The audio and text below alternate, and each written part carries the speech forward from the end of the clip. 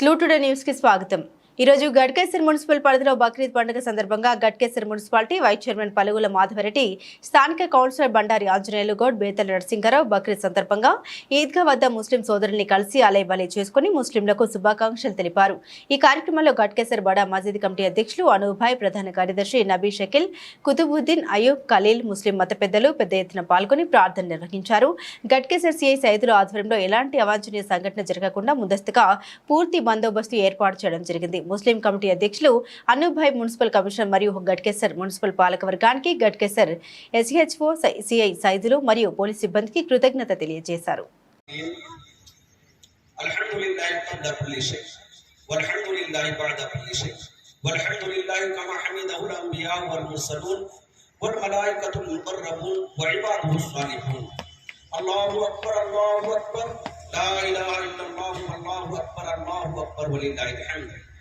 وأفضل صلوات الله على خير خلق الله وقاسم رزق الله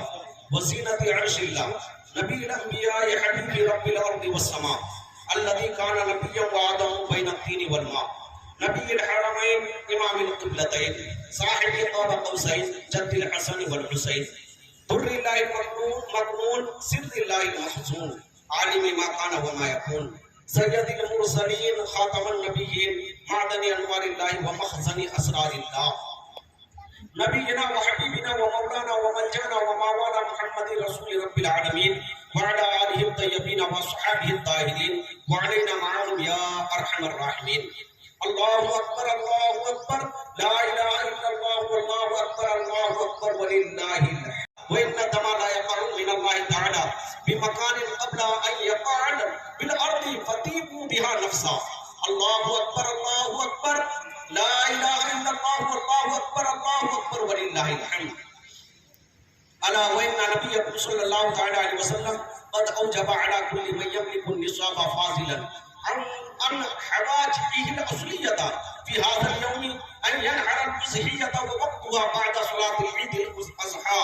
للبلد وللأعراب بعد طلوع فجر هذا اليوم فحسنوا الأضحية ولا تذبحوا عرجا ولا عرا ولا ألفا ولا مقطوع الأذون ولو بواحدة فإن النبي صلى الله عليه وسلم قال حسنوا ضحاياكم فإنها على الصراط مطاياكم فعن كل واحد منكم شاة سواء كانت ذكرا أو أنثى أو سبع البقرات أو الإبل وكبروا وأقضى الصلاة المفروضة من فجر العرفة إلى عصر أيام التشريق أعوذ بالله من الشيطان الرجيم وإذ يرفع إبراهيم القواعد من البيت وإسماعيل ربنا تقبل منا إنك أنت السميع العليم الله أكبر